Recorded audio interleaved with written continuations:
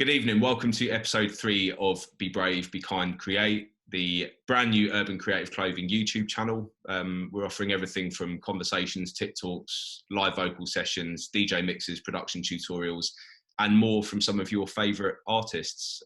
My name is Mike. I'm sure a lot of you may know me as Tempser. I'm the founder of Urban Creative Clothing. Today I've got someone very special joining me for a chat, followed by a live mix for you lucky people on your Sunday evening. So introducing none other than Harriet Jaxxon. How you doing? I'm good. I'm okay. I'm as good as I could be at this weird time in life. But no, I can't complain. I've got a gin in my hand. We're having a little catch up, so all is well. Good. Well, we're very, very privileged to have you on today, definitely, and obviously want to show our viewers a bit more about you, a bit of an insight into your not just your mind, I guess, as a creative, but also your background. And firstly, though, I think important to ask, how does the t-shirt fit? The t-shirt fits very well. I'm quite a petite person. Like, I'm not, like, my limbs are quite short. So, like, I do actually struggle to find things that aren't, like, don't, like, go well over. Like, normally have to roll the sleeves up and stuff, but it fits perfectly, actually. So, Fantastic. Thank you. No problem. That's really good to hear. And I'm sure all of our viewers will be already on the website buying this long sleeve black t-shirt, which is actually being restocked in the next 2 to 3 weeks. Important to say, because we've sold so many of them. So big up all the supporters on that front. But really suits you, Harriet. So thank you for repping. I'm obviously wearing the same one. We're twinning today. So I'd like to start by asking you a bit about your background, I guess, because not many people will know much about your life pre-drum and bass. Obviously, you are a superstar drum and bass DJ now of the highest caliber, but Thank you. Previously, I remember talking to you at a gig that we played together in Switzerland a year or so ago. So yeah, tell us a bit about your DJ career pre-drum and bass. I moved properly into drum and bass and decided that was going to be my kind of main focus. Probably, when was it? It was probably about just over 2 years ago now, which has gone so quickly. But prior to that, well, I mean, originally when I first started DJing, I was actually playing drum and bass. This was going back about 8 years ago when I first started going raving. That was the music that I was really into. And then I went down some really different musical routes. I then started playing a lot of dancehall, trap, moombahton kind of stuff, which if you go on my SoundCloud and scroll right down, I still have mixes from that time, if anyone is interested. So I was playing a lot of this like 110 BPM kind of stuff. And then where I lived in Kent, which is mainly where I was going out, there was a big influx of like deep house music, like Jack in House. That was probably around 2014. And I kind of did get to the point where no one really understood the genre that I was playing. So being like this sort of dancehall, like it was quite American influenced, like Major Lazer sort of sound. And I wasn't really getting booked for it. I was getting booked in London.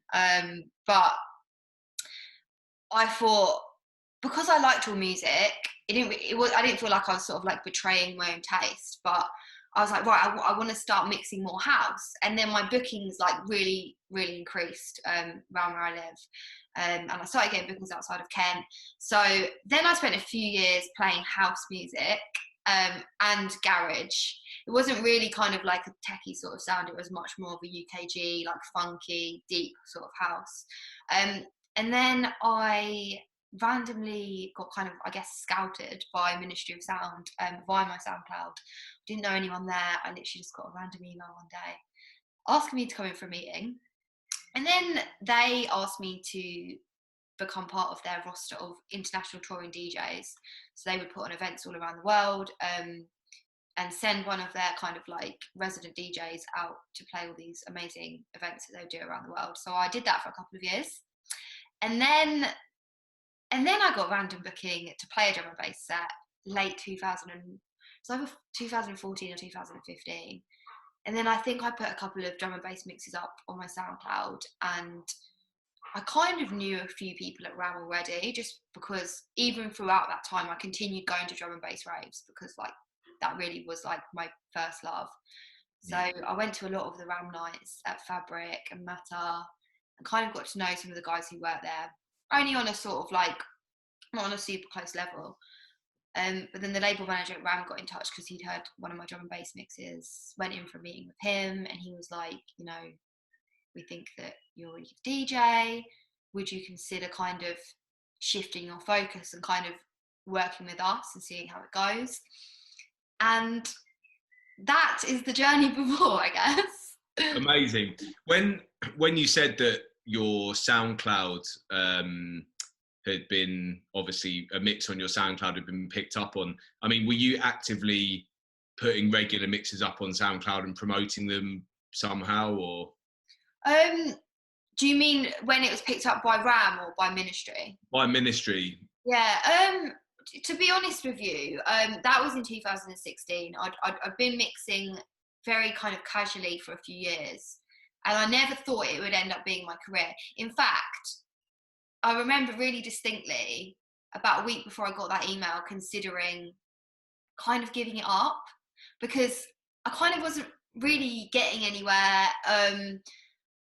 I was like, I got to the point when I started playing house, like I really was making an effort to actually like get some sort of recognition, increase my bookings, start getting paid, and it took a really long time. And then I went to university, and I started to wonder like whether I never would have stopped mixing for my own love of it, but I started to think, well, is this ever going to become anything?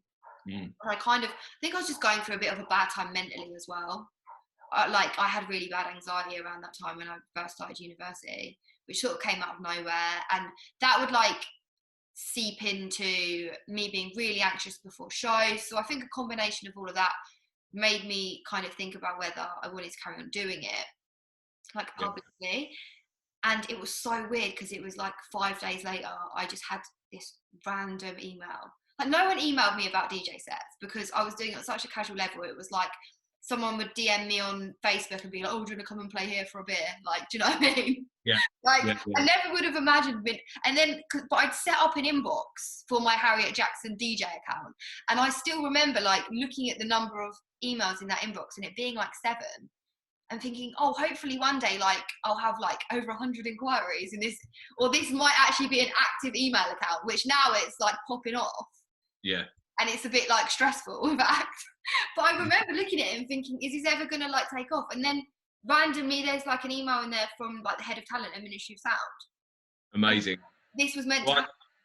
I think ultimately, yeah, they're as much as there's, you know, the hard work and graft only makes up so much of, you know, someone's journey, and little points like that in someone's career, you know, ultimately, as long as the activity's there, then things do happen. You know, I think that myself and also the brand as well is very much a big believer in the power of, you know, the universe and energy. You know, you kind of, I suppose, get out what you put in, so to speak, to some extent as well. I wanted to know, did you always have pipe dreams of becoming a DJ? Was this something that you thought about when you were a teenager, or, you know, it's not exactly the most viable career, you know, choice, is it? I'm sure people at, you know, teachers at school wouldn't have backed it. I mean, I've always gone down the route of like chasing a kind of lifestyle that would involve a career that probably was not conventional. Like when I was really young, I was a professional dancer as a young adult, I guess, as like a teenager, and I thought that was going to be my career. So that kind of is like already a bit like off the cuff. So I think I've always like knew that I would do something that was creative, that involved probably like being self-employed, things like that. But when I first fell in love with drum and bass, and started going out and meeting people, like there is no way I ever thought, like it didn't cross my mind about mixing. It really didn't. Even I went to college and decided I wanted to do a music technology course because I was like, I want to make music.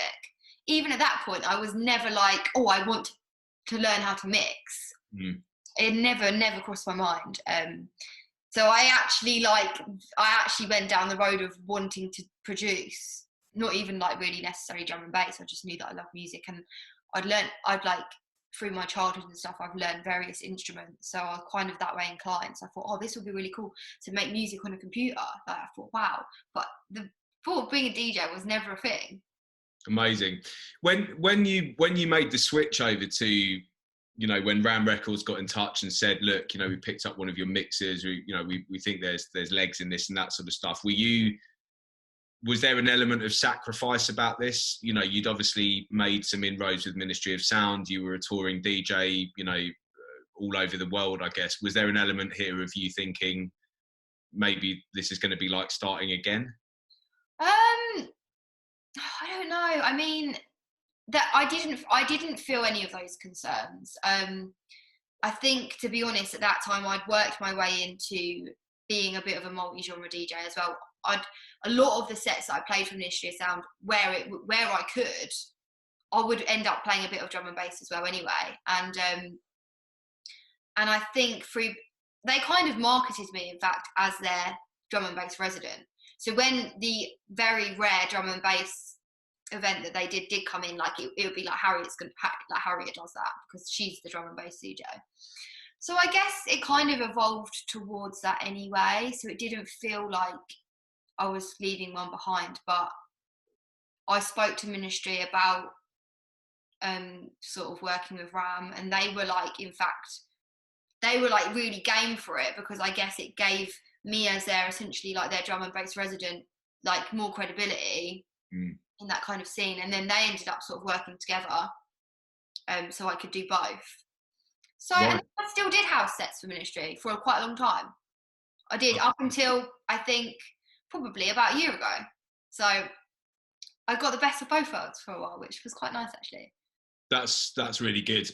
Really, really good. And it's not often that I guess you would have someone mixing outside of the genre of drum and bass. Drum and bass generally tends to be quite a sort of almost like insular scene from that perspective. It's you know, it's quite hardcore in its fans. And I mean, for me, for example, like I've even though I'd love to MC over a garage set, I probably never would do, or you know, and never have done. But I think it's interesting from a DJ's perspective for you to be doing that. But then obviously there's part of this is you growing your own brand and sort of venturing out on your own journey as a creative. And I'm assuming that making music has got to be a part of that, yeah? Yeah, I mean, absolutely. Like I said, like that was, I actually wouldn't be, I doubt I'd be DJing right now if I hadn't have taken the interest in making music initially. That was like at the age of 16 or 17. And it just so happened that through doing that course, as we would all expect now, knowing what we know, but me then, I didn't really know that people who made music were generally also DJs. Like I didn't really know that. So I went on this course and I was like one of two girls and all the rest were guys. And this was probably in like 2009. And probably 90% of the guys on the course were DJs as well. So I naturally made friends with them. A lot of them were also promoters, like, which is very typical of what we know now. But like, I didn't know that was a thing. And it just so happened that I started hanging around with them, helping them put on their nights, and they just showed me how to mix. So I don't actually know if I would have become a DJ if I hadn't have had an interest in actually making music initially. Yeah. Understood. And that leads us on, I suppose, to, you know, present times, I guess, because you mentioned to me that you've actually potentially got some news on that front. I don't know if you're allowed to talk about it, but yeah. So I mean, I think it's probably no secret that I have music coming out. It's been a long journey since going back into the studio. I went back into the studio with a real focus to like put some stuff out probably about 18 months ago, and finally like kind of finished a few tracks late last year.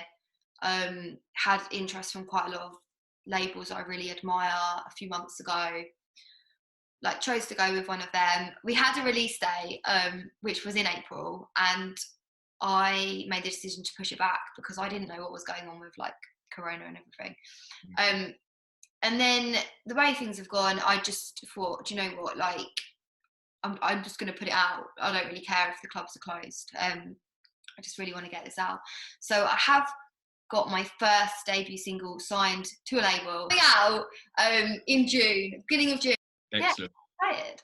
Really good news. Excellent. And talking a bit about COVID, obviously we have to touch on the topic of the global pandemic that is shrouding our world, obviously.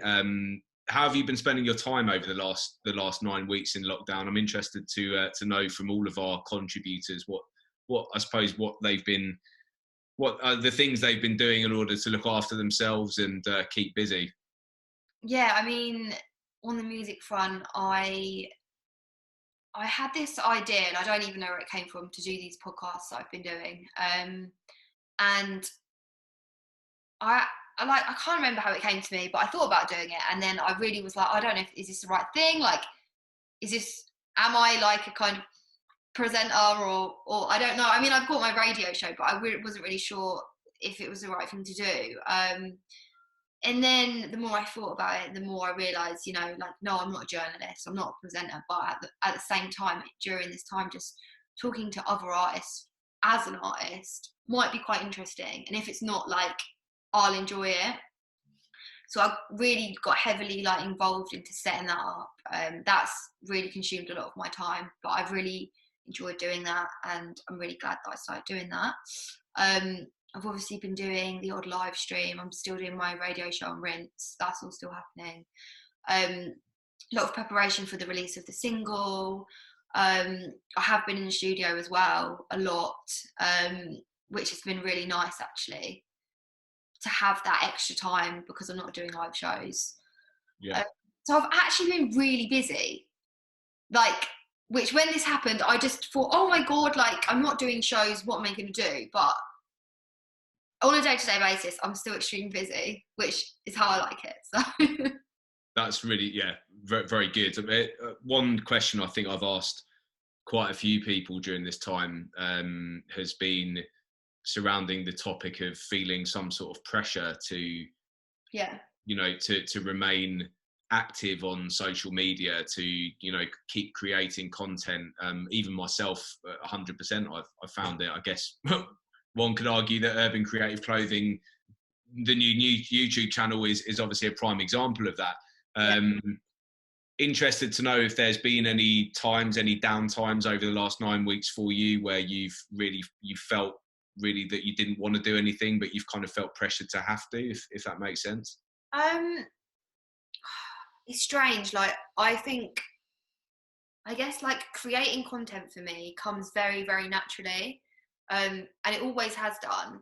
So the activity that I do and put out, I don't feel any pressure to do it. I enjoy it, and it's something that I don't even think about. I just naturally like just do it. But there are days when I don't want to be on social media, and I think luckily for me, like, through dealing with kind of mental health issues in the past, I've come to realise how to manage that really well. So even before this, there's been times where I'm like, if I don't want to post anything today or put anything on my story, and I don't tomorrow and the next day, like, I'm just not going to. The way you've got to look at it is, if someone else that you follow doesn't put a story up for 3 days, are you actually going to notice? Like, probably not. But what you will do is then to see it again when they are active again and not even think anything of it. So I guess, like, there have been times throughout this where, I mean, I definitely had down days for sure, where I like, I watched the whole of Celebs Go Dating in like 3 days at one point. Literally, like, just ate pizza, and I definitely didn't post on social media then, but because I've like already have this ingrained in my brain, like, I didn't feel guilty about it, because I've come to realise that, like, if you want to post something, then just post it, and if you don't, then just don't. Do you know what I mean? I think there's a lot of merit to be taken from what you've just said, and I think that's something that a lot of people, creatives particularly, struggle with. I think this concept and this idea that that it is okay for you to sit in your pants for 2 days and eat pizza and watch celebs go dating. It kind of, you know, I wouldn't watch celebs go dating. I would probably be watching. I'll probably watch The Office. I think, you know, I'm a big David Brent fan, you know, so I'd watch The Office and eat pizza for 2 days, definitely. In fact, I may well do that tomorrow because I've had a shit week. But you know, it's fine. I think not feeling, not, you know, berating yourself for that and not punishing yourself for that, I think is something that creatives especially really do suffer with. And I guess mental health issues and creatives definitely go hand in hand. And I think, you know, there are elements of our brains, whatever it is, that become more susceptible to mental health issues. So, I mean, are there any like pearls of wisdom, short pearls of wisdom you could offer maybe some of the younger viewers or people that are just starting out on their journeys to take into consideration? You know, whether it be, you know, what we've just talked about, you know, being, you know, sort of not punishing yourself, not pressurizing yourself to be always switched on, you know, and doing stuff. I mean, I've learned that like rest is really important. Sometimes if I've had a really long day in the studio or I've been putting together a mix and it gets really late, it's about knowing when your efforts are no longer even making a difference, because I think you can just burn out, and I think if you keep pushing, it just makes it worse after a certain point. So I think recognizing where you've reached your limit of productivity, like it could be 3 a.m, and I could, like, I've got that kind of fire in me to just carry on, but like I've learned that actually if I just go to bed and then I'll set my alarm for like 7 a.m. and get up and do it then instead, because I'm still going to meet the deadline, but it's like, right, I need to draw a line under this because it's no longer productive. And then finding another period of time once you've rested to carry on. Yeah, That really helped me. That's a good point. I think society and the working world, and particularly in the UK, actually, I guess, but this kind of idea of, you know, we're British, you know, we work hard, we don't stop until the job's done, you know, this kind of almost really antiquated sort of like way of working is really bad for, you know, for mental health, and it, you know, concerns me all the time. That's a very good point. So you heard it here first, people. Get your rest, know your limits, and yeah, make sure you know, look after yourself. Go to bed. You can always get up the next day and finish it if you've got to do it. You don't have to stay up all night and wreck yourself.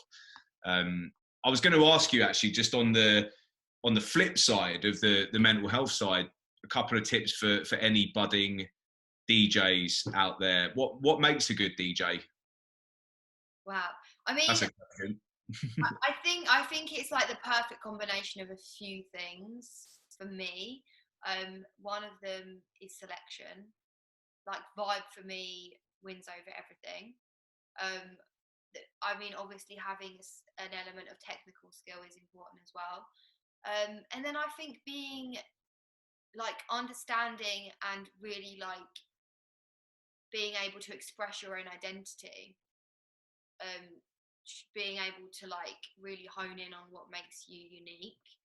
I think a combination of those 3 things, like, it's like the winning formula. Yeah. And I'm assuming playing what makes you happy as well to some extent too. Yeah. Oh, for sure. Like, you have to understand that you have to enjoy it, like, over everything as well.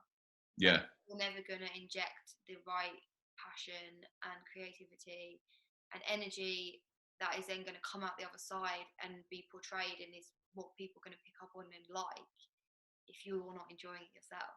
Like, there's nothing worse than watching a DJ who clearly like is not really in the room. And then you see those DJs who are like maybe not technically the best, but the selection and the vibe and like they're just like giving off an energy and they're loving it. I actually just think that wins for me every time. What does our brand slogan, "Be brave, be kind, create"? What does that mean to you? I'd like to know how that resonates with our contributors. I mean, for me personally, like if I sort of tie it into points in my own journey and like my like hindsight and my attitude towards everything, I mean, I think being brave, especially as a female, that is something that is very important. Just getting out there, you're gonna be faced with a lot of, I I think when you first start doing anything, people are always a bit like, oh, are you sure you can do that? Like, who do you think you are? Think you're going to be a DJ? So that initial bit is very important, to be brave and to stick through that. I mean, I went through that. I remember going through that. So that's important. Being kind. I mean, especially in this day and age with the internet. I mean, one side of that is like understanding that people are definitely not always going to be kind and learning how to cope with that.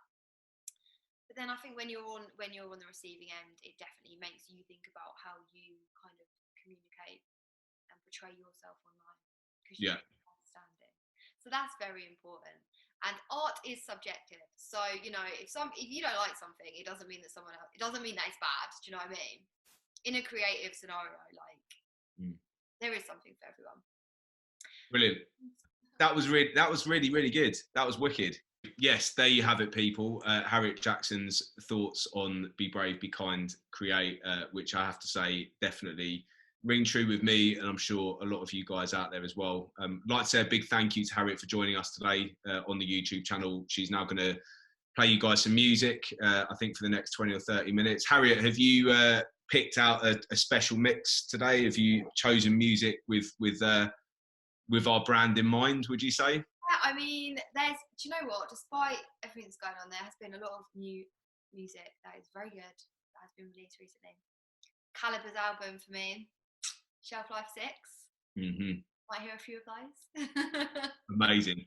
Some of my favourites in there, definitely. It must be said, during this time, I think creative productivity levels have been at an all-time high for a lot of people, which is amazing. It shows a lot of the resilience and strength about our scene, I think.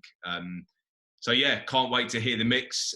Big up everyone that's locked into the YouTube channel. We will be back, obviously, in 2 weeks' time with another very special guest. But for now, be brave, be kind, create. Harriet, it's over to you. Peace.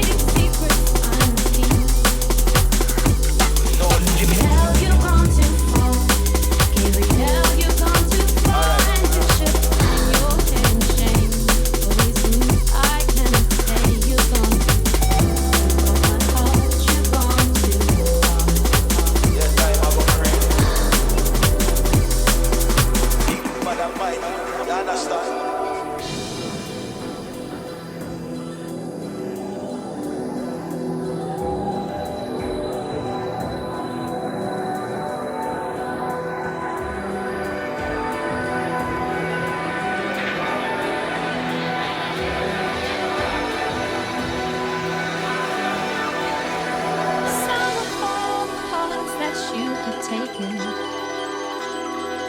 a fraction of the parts that make me whole. For he was stronger than I was, but it's strength you can't sustain. Do not come to give me counsel. You should lay forgiveness on me.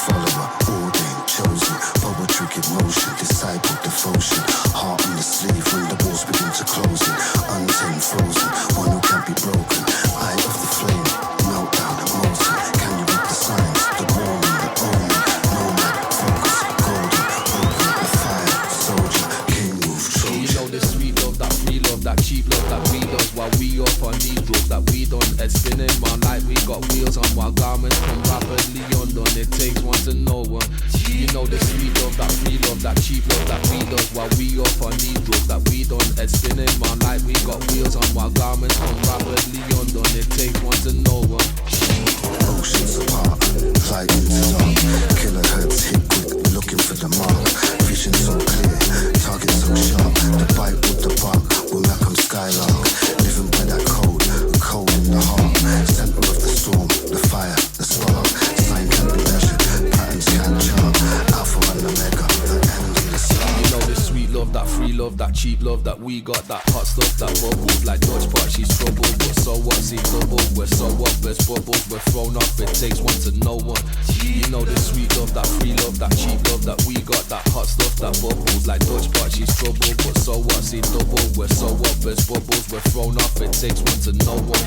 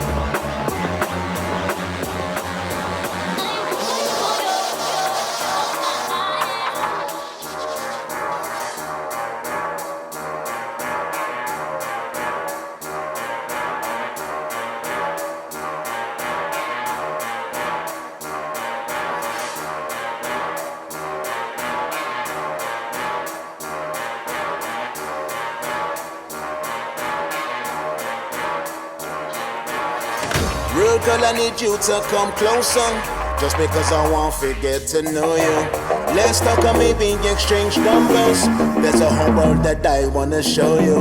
Real girl, I need you to come closer. Just because I want to get to know you.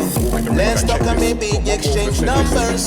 There's a whole world that I wanna show you. Wanna show you.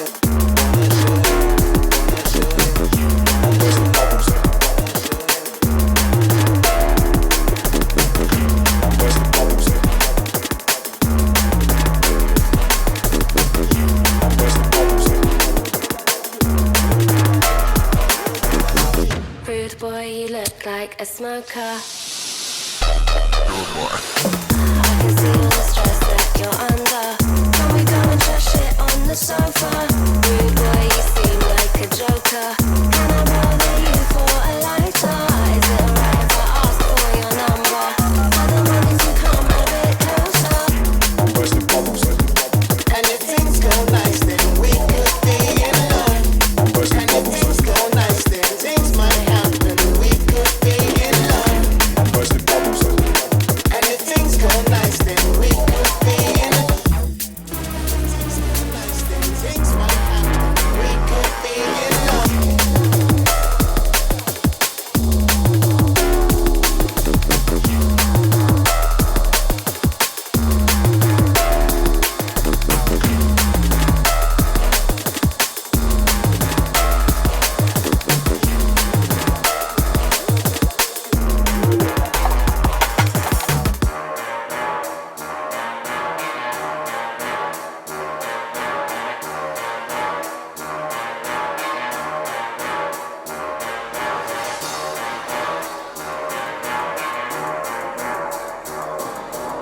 With it on mic, don't get carried away. Your tone might get you carried away. Planning the fade but clanging. Don't get it mixed up. Let man run out the rave.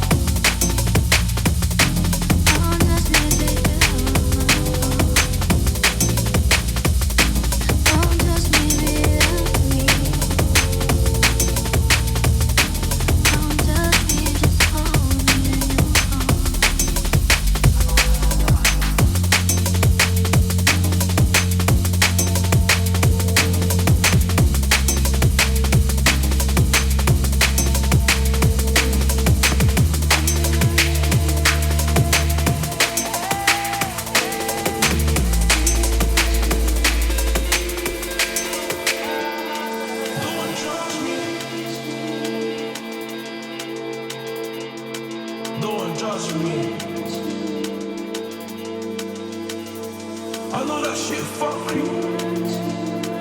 I was broke and I loved myself.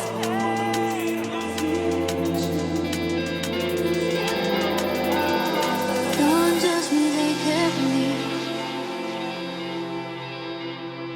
Don't judge me, take care of my heart. Don't judge me, be with me. Don't judge me, just hold me in your arms. Don't judge me, take care of me. Hold me in your arms. Don't judge me.